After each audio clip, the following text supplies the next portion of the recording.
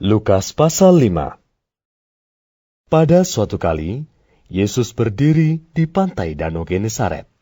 Sedang orang banyak mengerumuni dia hendak mendengarkan firman Allah. Ia melihat 2 perahu di tepi pantai. Nelayan-nelayannya telah turun dan sedang membasuh jalannya. Ia naik ke dalam salah satu perahu itu, yaitu perahu Simon, dan menyuruh dia supaya menolakkan perahunya sedikit jauh dari pantai. Lalu ia duduk dan mengajar orang banyak dari atas perahu. Setelah selesai berbicara, ia berkata kepada Simon, "Bertolaklah ke tempat yang dalam, dan tebarkanlah jalamu untuk menangkap ikan." Simon menjawab, "Guru, telah sepanjang malam kami bekerja keras, dan kami tidak menangkap apa-apa. Tetapi karena Engkau menyuruhnya, aku akan menebarkan jala juga."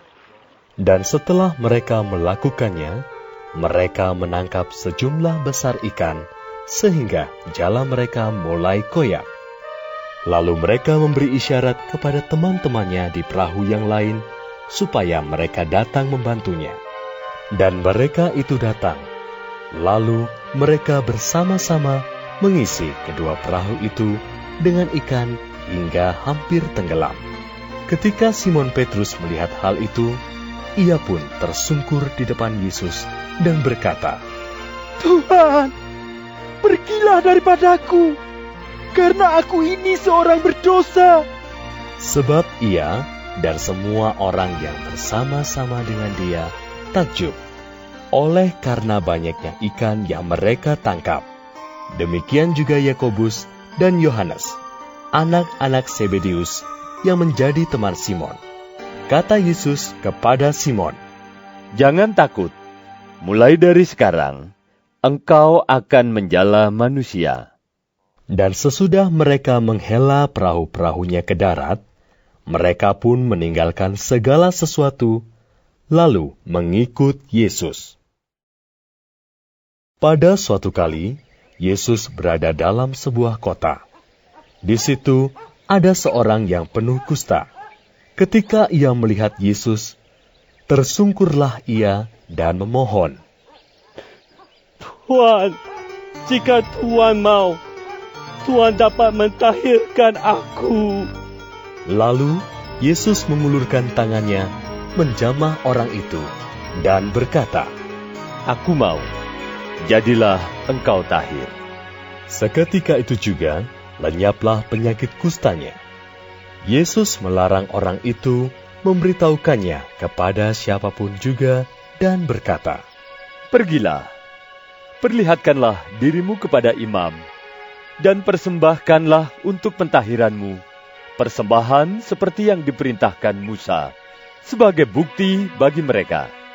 Tetapi kabar tentang Yesus makin jauh tersiar, dan datanglah orang banyak berbondong-bondong kepadanya untuk mendengar dia dan untuk disembuhkan dari penyakit mereka. Akan tetapi, ia mengundurkan diri ke tempat-tempat yang sunyi dan berdoa. Pada suatu hari, ketika Yesus mengajar, ada beberapa orang Farisi dan ahli Taurat duduk mendengarkannya. Mereka datang dari semua desa di Galilea dan Yudea dan dari Yerusalem. Kuasa Tuhan menyertai dia, sehingga ia dapat menyembuhkan orang sakit. Lalu datanglah beberapa orang mengusung seorang lumpuh di atas tempat tidur. Mereka berusaha membawa dia masuk dan meletakkannya di hadapan Yesus. Karena mereka tidak dapat membawanya masuk, berhubung dengan banyaknya orang di situ, naiklah mereka ke atap rumah, lalu membongkar atap itu, dan menurunkan orang itu dengan tempat tidurnya ke tengah-tengah orang banyak, tepat di depan Yesus. Ketika Yesus melihat iman mereka, berkatalah ia, "Hai saudara, dosamu sudah diampuni." Tetapi ahli-ahli Taurat dan orang-orang Farisi berpikir dalam hatinya, "Siapakah orang yang menghujat Allah ini? siapa yang dapat mengampuni dosa selain daripada Allah sendiri?" Akan tetapi, Yesus mengetahui pikiran mereka, lalu berkata kepada mereka, Apakah yang kamu pikirkan dalam hatimu? Manakah lebih mudah mengatakan, dosamu sudah diampuni, atau mengatakan, bangunlah dan berjalanlah? Tetapi supaya kamu tahu, bahwa di dunia ini, Anak Manusia berkuasa mengampuni dosa. Berkatalah ia kepada orang lumpuh itu, Kepadamu kukatakan, bangunlah, angkatlah tempat tidurmu dan pulanglah ke rumahmu. dan seketika itu juga bangunlah ia di depan mereka, lalu mengangkat tempat tidurnya dan pulang ke rumahnya sambil memuliakan Allah.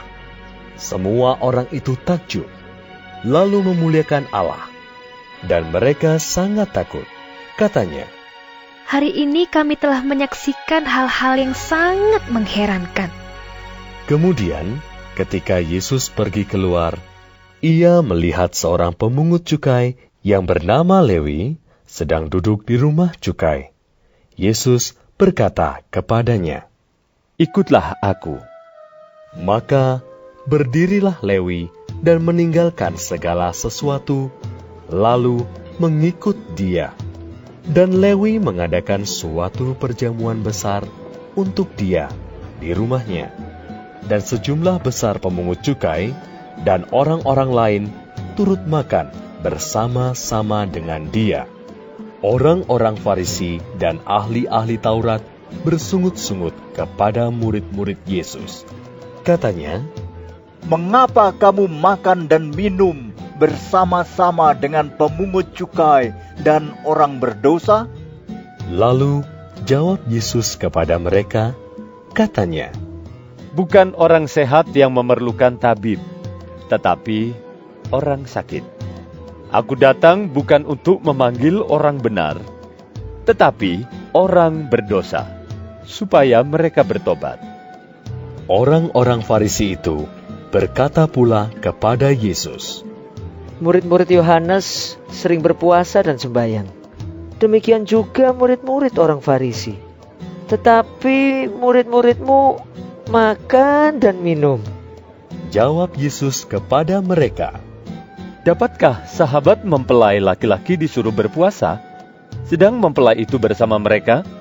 Tetapi akan datang waktunya, apabila mempelai itu diambil dari mereka, pada waktu itulah mereka akan berpuasa.